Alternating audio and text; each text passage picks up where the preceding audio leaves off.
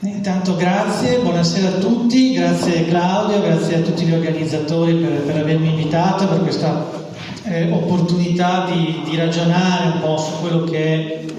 qualcosa che è già stato accennato in qualche modo, sia appunto il tema del cambiamento. Il cambiamento è fondamentale, proprio quando si parla di sviluppo locale, quando si parla di impresa, di nuove opportunità di imprese. È importante, specie nei tempi complicati che stiamo vivendo, gestire il cambiamento, soprattutto la velocità del cambiamento, perché vediamo che abbiamo un succedersi di eventi, di situazioni troppo rapide forse, ma che necessitano di risposte certamente meditate ma veloci, quindi riuscire a capire e entrare in sintesi, in armonia con i passaggi delicati. Ora io vi ho portato alcune diapositive, cercherò questa sera, raccogliendo un po' quello che è stato l'invito degli organizzatori, di dare degli elementi di contesto. Intanto capire dove ci troviamo, dove si trova il territorio di Portoviro e in maniera più ampia il Polesine, quali sono le possibilità, le opportunità calate sempre nelle realtà territoriali, quindi saranno delle slide di contesto che dal generale andranno sempre più o meglio, nel modo, spero, mi auguro, il migliore possibile, al particolare. Quindi già il titolo che avevate visto ci dà un'indicazione importante. Ci troviamo all'interno di un'area interna, scusate la ripetizione, ma è importante.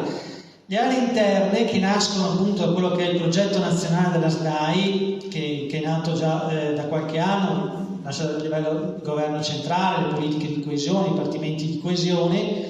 che vogliono proprio andare a recuperare quelle che sono state aree, zone cosiddette interne, ma meglio marginalizzate, perché sono state lasciate per troppo tempo ai margini.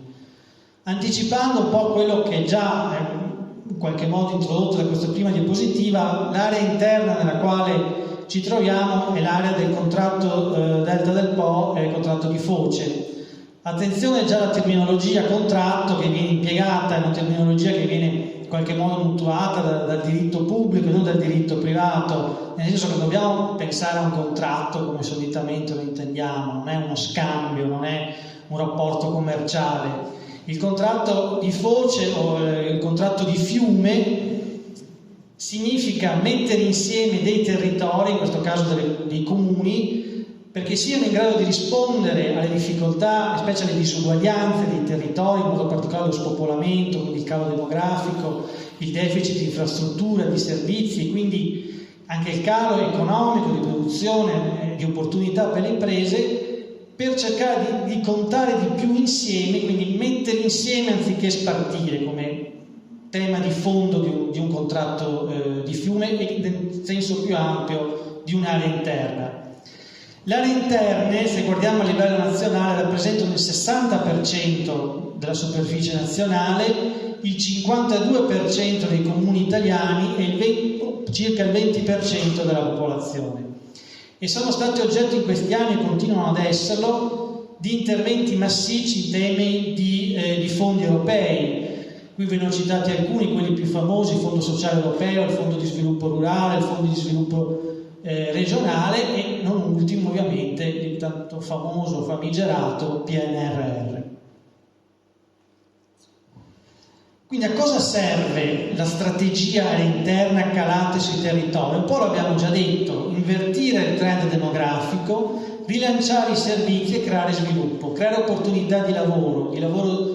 lo vedremo meglio poi nel dettaglio, quindi rafforzare i fattori dello sviluppo locale, quindi che tipo di vocazioni ha un territorio, che tipo di vocazione ha Portoviro,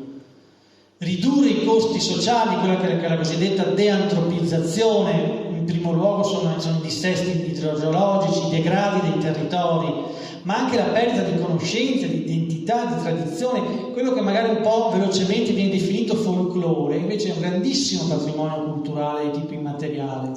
che deve essere, e lo vedremo più avanti, come può essere reinserito anche in una catena di valore, in una catena anche di produzione economica.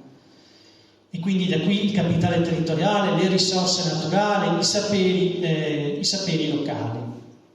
Quindi tutti elementi che vanno dovrebbero andare a favore, quindi dei decisori, in particolare modo i decisori politici, ma non solo, delle associazioni di categoria, gli operatori economici del territorio, sempre per quello che dicevo all'inizio, mettere insieme anziché spartire.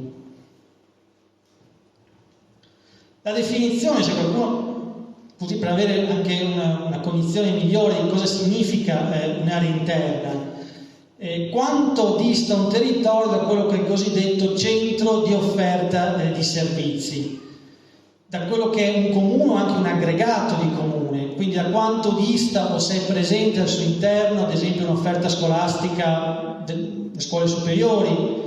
almeno intesa come un liceo, un istituto tecnico professionale, almeno nella zona, nel circondario, un ospedale, sede di DEA, cioè sono un pronto soccorso sostanzialmente, di primo livello, e quanto dista le stazioni ferroviarie, almeno di tipo Silver, che è una movimentazione di circa 4.000 passeggeri al giorno. E poi abbiamo da quanto dista, diciamo, da questo tipo di fattori, definiamo quella che è anche le varie aree interne di cintura che non distano più di 20 minuti, poi avete quelle intermedie dai 20 ai 40 minuti, i periferici oltre i 40 minuti, addirittura le ultraperiferiche, che sono poi non solo le isole minori, ma sono anche le aree interne del Polesine e al di là del Po del Basso Ferrarese, che distano anche 70 minuti dalle zone appunto identificate dei tre fattori che vedete sopra. Ecco, qui questa è una mappa molto semplice di cosa significa area interna. Abbiamo già detto, il 60% del territorio nazionale. Il punto di debolezza l'abbiamo già anticipato, la lontananza dai servizi essenziali. Essere lontano dai servizi è un grosso problema anche per un'azienda, naturalmente, perché non può insediarsi un'azienda, non può incentivare la catena del valore se non ci sono i servizi, se non ci sono infrastrutture, se non c'è un territorio in grado anche di dare manodopera, anche di competenze, di specializzazioni, di professionalità. A questo si lega il tema dei dissesti idrogeologici, anche questo è un limite per gli insediamenti produttivi, mentre i punti di forza, che poi proveremo a capire meglio, sono quello che già in qualche modo introdotto, il patrimonio culturale, i saperi locali e la diversità naturale, intesa come la gamma della produzione agroalimentare, ma non una produzione agroalimentare generica, ma specialistica, direi specializzata. Ecco, cominciamo, come dicevo all'inizio, gli elementi di contesto, dal più generale iniziamo a scendere, quindi avviciniamoci al particolare, quindi ci avviciniamo appunto a questo, introduciamo l'argomento appunto del contratto di foce delta del Po, della zona in cui appunto al cui interno si trova Porto Viro. Nascono i contratti di foce o le aree interne, le politiche SNAI nazionali poi create sul territorio, proprio perché c'era difficoltà di gestire da parte dei singoli comuni anche quelli che sono i servizi essenziali. Ricordiamo che i servizi essenziali dei comuni riguardano tre macro aree, che sono l'istruzione, che sono le politiche e i servizi sociali, il welfare, la sanità e il trasporto pubblico locale. Quindi laddove ci sono forti criticità nel garantire queste macro aree di servizi, allora ecco che intervengono degli strumenti come sono l'obbligo di funzioni associate fra più comuni, di unioni dei comuni, consorzi di comuni, oppure la politica delle aree interne, nel caso di Porto Viro, vedremo poi gli altri comuni, il contratto di foce delta del Po. È un contratto di foce, questo un po' particolare per i comuni che ne fanno parte, perché abbiamo 7 comuni che però sono molto diversi l'uno dall'altro. Abbiamo tanto dal punto di vista della dimensione demografica, perché abbiamo un comune superiore ai 10.000 abitanti che si avvicina ai 15.000, che è Porto Viro, abbiamo un comune invece qui vicino, Porto Tolle, che è poco sotto i 10.000, e poi abbiamo 2 comuni particolari, Taglio di Po, che ha una popolazione intorno ai 5.000 abitanti, così come Rosolina, ma Rosolina è una località balneare, quindi ha tutto quel discorso legato al turismo e alla stagionalità che la rende ulteriormente particolare. Quindi vedete che in più abbiamo 3 comuni sotto i 5.000 abitanti che vengono definiti piccoli comuni, che sono Ariano, Polesine, Corbola e Oreo, e quindi vedete che la situazione è un contratto di foce, cioè è un'area interna composta fra comuni molto diversi l'uno dall'altro, quindi questo crea frammentazione, un'eccessiva eterogeneità e quindi una difficoltà di coordinamento. Vi ho messo come dato che all'interno di quest'area sono soltanto 3 i comuni che sono soggetti, diciamo, all'obbligo della gestione associata, che sono appunto i comuni sotto i 5.000 abitanti, cioè nel nostro caso Ariano Polesine, Corbola e Loreo. Comunque questa prima, diciamo, inquadratura del contratto di foce vi fa capire che ci muoviamo in un contesto molto complicato da gestire, proprio perché ci sono comuni che sono così diversi. Non è una cosa singolare di questo territorio, perché anche in altri territori delle aree interne, penso l'area interna a voi più vicina è quella degli 10 comuni del Basso Ferrarese, dove lì c'è una maggiore omogeneità. Lì c'era un'eterogeneità quando c'era Comacchio che faceva parte delle aree interne del Basso Ferrarese, ora Comacchio è uscita e quindi c'è una maggiore omogeneità. Qui la presenza, lo risottolineo, poi lo vedremo meglio, di Rosolina come turismo e come economia del mare crea degli elementi in più, quindi una particolarità che poi vedremo meglio. Ecco, questa è la fotografia, insomma, questo territorio voi lo conoscete molto meglio di me, quindi, anche a livello così visivo, come si snova proprio della zona del delta a cavallo tra 2 regioni, qui siamo sul confine tra Veneto ed Emilia Romagna. Si è tentato, per quello che dicevo, per ovviare i problemi che ho segnalato, di introdurre quelli che sono i cosiddetti tavoli coordinamento permanente dei sindaci, quindi rafforzare il tema della governance dell'area. Questo per creare appunto dei presidi di sviluppo, che il grosso tema del sviluppo locale è sì creare i servizi, ma devono essere servizi all'interno dei territori che siano in grado di rispondere a questi servizi, quindi di generare anche indotto economico, per far sì che non solo un rafforzamento istituzionale come l'istrumento dell'Unione dei Comuni o appunto del contratto di foce, ma che questo rafforzamento istituzionale diventa una promozione di tutta l'area e quindi che si vada quindi in un contesto integrato, quindi che non si pensi al singolo comune ma in un contesto di integrazione più ampia. Questo non è molto semplice in Italia, perché l'Italia non è una battuta, ma è l'Italia dei comuni. Abbiamo i 2/3 dei comuni italiani sono piccoli comuni, c'è un tema di campanilismo che non è per forza qualcosa di negativo, ma è un dato di fatto che va tenuto presente, ma nel momento in cui si fanno politiche di territorio, anche rivendicazioni, diciamo, identitarie, di appartenenza, in qualche modo troppo spinte, possono creare dei problemi. Quindi è un cambio di mentalità quella che è necessaria per i territori. Quindi non solo per questo territorio, ma quello che riguarda tutta l'Italia delle aree interne. Ecco, vediamo, caliamoci sempre più sul particolare anche sul tema della serata, quindi parliamo di imprese e poi quello che sarà anche l'argomento del welfare aziendale. La grande sfida oggi è unire 2 aspetti, quindi la responsabilità sociale dell'impresa, quindi un'impresa che non miri solo al profitto ma abbia una ricaduta di welfare non solo al proprio interno ma sul territorio, e naturalmente il grande tema delle transizioni, intese come trasformazioni. Io qui vi ho citato solo quella digitale, ma potrei aggiungere quella ambientale, quella ecologica, il grande tema che soffre oggi la manifattura, le PMI, anche in Veneto e nel nord-est, che è quella del cambiamento, del passaggio ad esempio dall'automazione dai motori termici ai motori elettrici. Qui se ne parla ancora troppo poco, ma anche in queste zone, anche nel Polesine e più in generale nel Veneto, sono zone dove l'industria dell'automotive come componentistica e come indotto ha svolto sempre un ruolo molto importante. E in questa fase di trasformazione, di transizione, rischia di perdere tanti pezzi per strada, di non essere al passo, perché questi cambiamenti troppo rapidi, o forse in alcuni casi anche troppo ideologizzati, rischiano di far perdere quella che è anche quella dimensione artigianale che ha reso grande anche l'automotive italiana. Qui siamo a un passo dall'Emilia Romagna, inutile che vi cita le grandi case automobilistiche emiliane. Ma quello è un tema dell'indotto che riguarda in particolare il nord Italia come catena del valore dell'industria tedesca, tanto per essere chiari, come componentistica, perché il nord Italia lavora per l'industria dell'automazione, dell'automotive tedesca. Questo è un dato come qui non abbiamo forse il tempo di soffermarci, ma volevo segnalare anche questi fattori, perché quando si parla di sviluppo dei territori sembrano cose lontane, l'automazione, l'auto elettrica, ma sono cose che invece riguardano profondamente i territori, perché c'è un cambio anche direi generazionale della manodopera che sarà necessaria, perché ce ne vorrà di meno, ma servirà più qualificata, perché un'auto elettrica ha meno pezzi di un'auto a combustione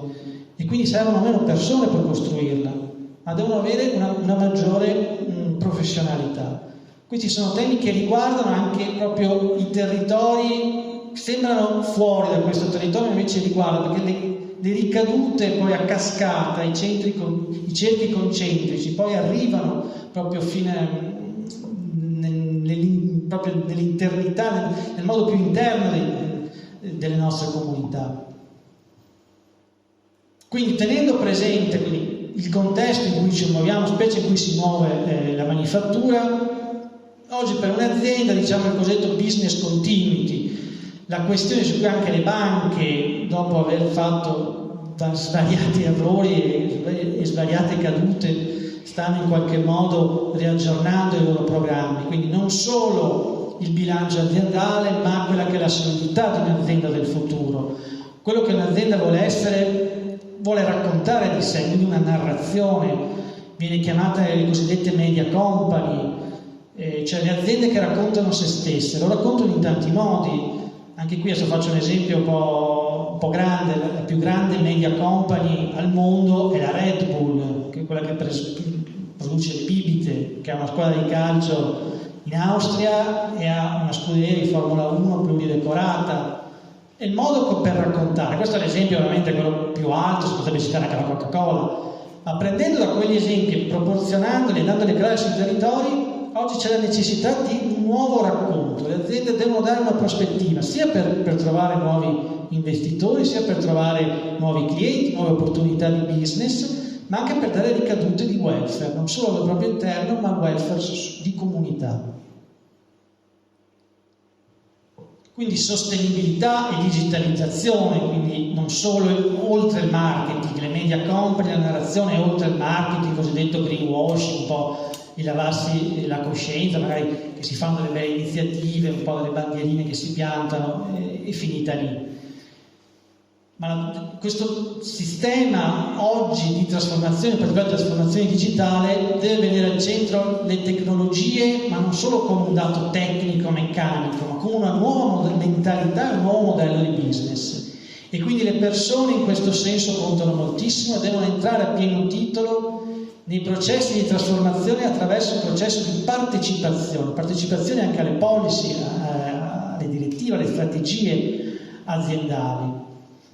Quindi non è più possibile, nel senso che non è più sostenibile, sono modelli di business non più sostenibili concentrarsi in pochi e piccoli grandi poli o megapoli. L'Italia, ma prima ancora dell'Europa, sarà sempre più un'Europa micropolitana, sarà sempre più un'Europa di piccoli centri. Avremo poche grandi aree metropolitane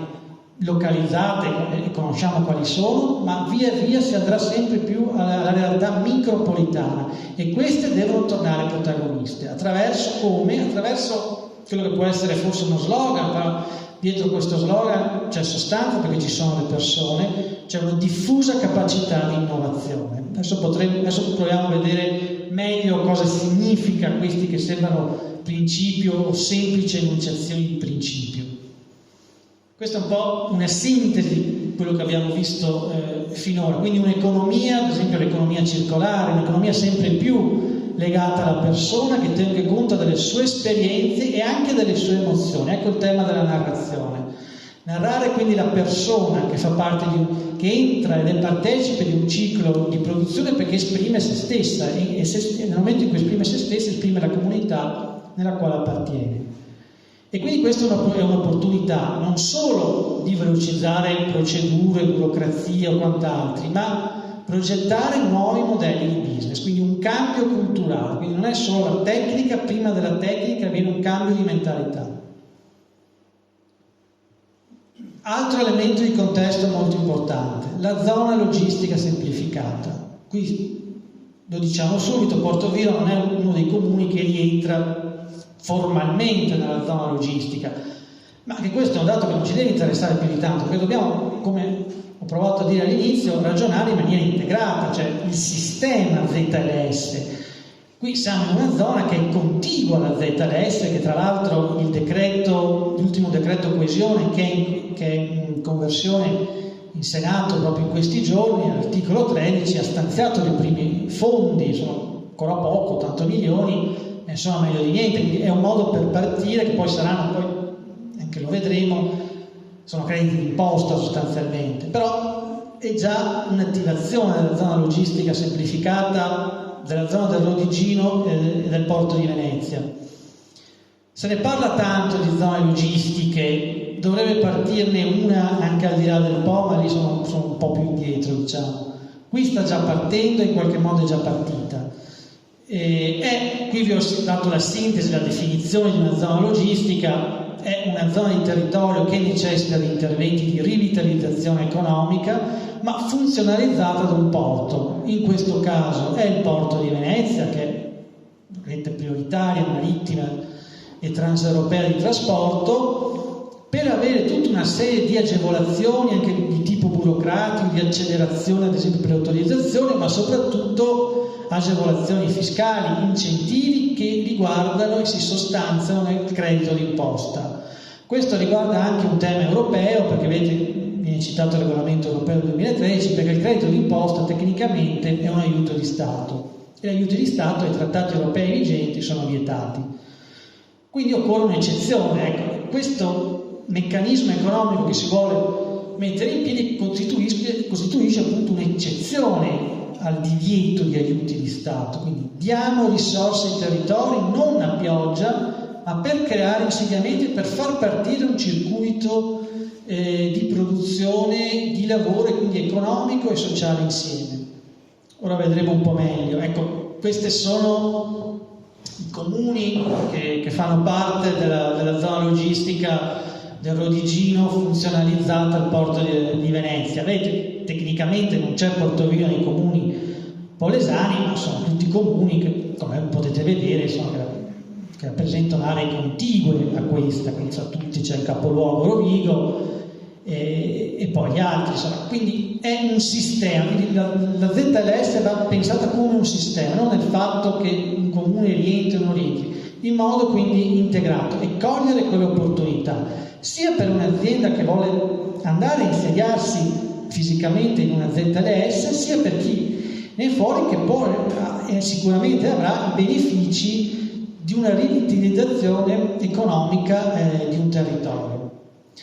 Diciamo, la ZLS dura 7 anni, può essere rinnovata per altri 7, poi le tempistiche il legislatore italiano spesso le contraddice, però dà già una direzione, c'è un calendario per avere dei risultati, quindi per poter partire.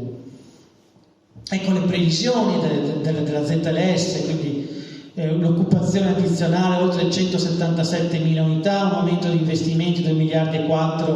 di euro, un aumento soprattutto del traffico dei container dell'8,4% media annua. In Italia la media è poco più dell'1%, quindi questi numeri danno già l'idea, il tema dell'export, un aumento previsto del 40%, quello generato sul territorio, e quindi creare convergenze, creare integrazione. Qui sono le semplificazioni amministrative, sapete che per far partire un'azienda le autorizzazioni uniche, quindi è una serie sostanziale, poi le slide ve le lascio, quindi adesso io sto andando magari forse un po' veloce, non lo so, comunque poi potete vedere nel dettaglio anche tecnico, qui riguarda la riduzione sostanzialmente alla metà dei termini necessari per avere le autorizzazioni richieste per far partire un'impresa, per far partire un'attività produttiva, anche per quelle di quanto riguarda le valutazioni ambientali, l'impatto ambientale. A queste si aggiungono poi degli interventi che ha predisposto la Regione Veneto, l'interoperatività con lo sportello unico digitale, con gli sportelli unici delle attività produttive, quindi uno sportello ZLS, e sempre più mettere insieme la domanda e l'offerta, quindi un tentativo ulteriore anche a livello di competenza regionale per andare incontro ai territori. Qui ci sono altri interventi di bandi che la Regione Veneto mette a disposizione per aziende della zona logistica semplificata o per coloro che intendono andare ad aprire un'attività nella zona logistica semplificata. Sappiamo che il tema dei bandi europei, l'abbiamo detto all'inizio, che riguarda il grande tema dell'europrogettazione cosiddetta, come rispondere ad un bando europeo, come far sì che quelle risorse non solo arrivino, ma poi vengano messe a terra, quindi c'è il tema del monitoraggio, della rendicontazione, della gestione di un bando, non è solo l'elargizione di una somma di denaro, ma è portare a termine un progetto con risultati, non solo economici, ma sociali. Le due cose non vanno mai scisse. Ecco quindi a cosa serve un'impresa che voglia, affacciarsi alla ZLS, quindi bonus, che è cosa ben diversa dal sussidio. Il bonus è un incentivo per l'assunzione di nuovi occupati, magari parametrando l'occupazione giovanile, oppure il reinserimento lavorativo di lavoratori che erano usciti dal circuito del lavoro, attività formativa in materia di logistica e di robotica che riguarda tutta l'area del Polesine, quindi vedete che ci allarghiamo, quindi è un sistema ZLS che parte, non dovete guardare i confini dei comuni che sono o non sono dentro la ZLS, ma è un sistema che si mette in moto. E poi il tema dei crediti d'imposta, vedete con le percentuali delle misure massime, 30% per le piccole imprese, 20% per le medie e 10% per le grandi. Quindi quello che abbiamo visto finora, mettendolo, focalizzando meglio, abbiamo visto il contratto di fiume e l'area interna, abbiamo visto l'opportunità per questo territorio della ZLS, quindi il Delta del Po deve in qualche modo ripensarsi, è chiamato ad una nuova progettualità.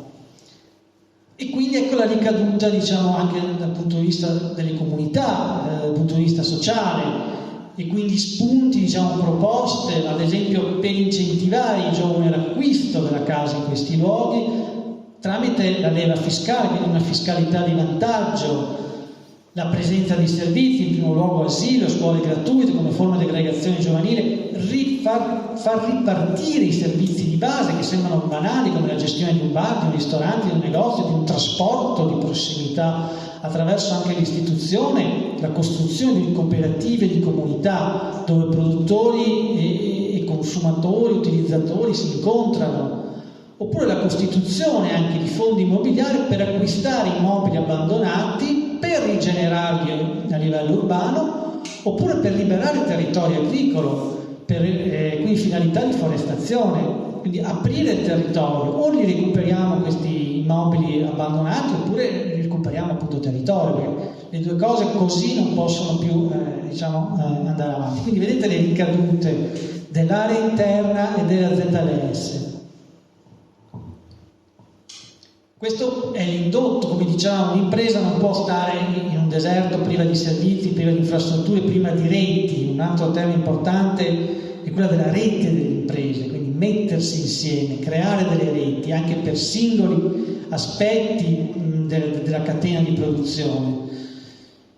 E questo riguarda poi le ricadute sociali, come l'aggregazione scolastica, i punti di ascolto, i presidi di pubblica sicurezza, i piccoli negozi, spesso le frazioni abbandonate,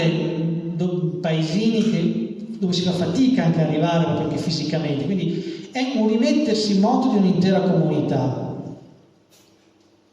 Qui anche ulteriori, vediamo i tempi, modelli didattici di tipo innovativo, cioè la scuola, per esempio gli istituti tecnici,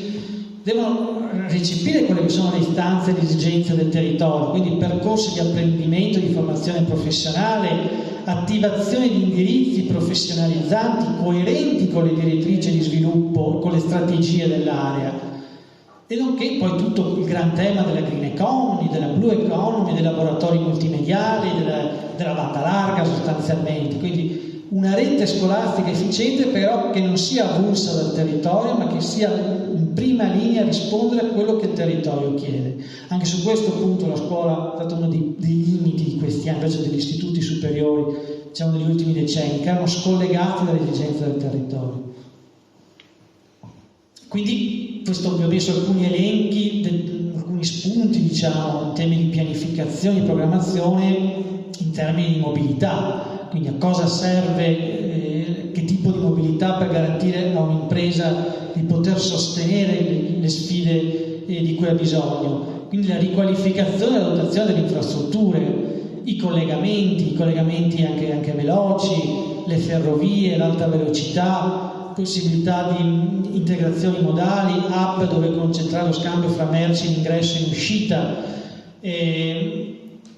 lo sviluppo di servizi di trasporto, anche trasporti di prossimità, ad esempio per persone anziane o disabili. Quindi sembrano elenchi, adesso li stiamo vedendo un po' velocemente per questione di tempo, ma sono tutti pezzetti che fanno parte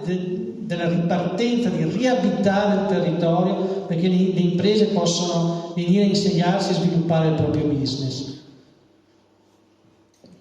Qui siamo verso la conclusione, un po' allargando.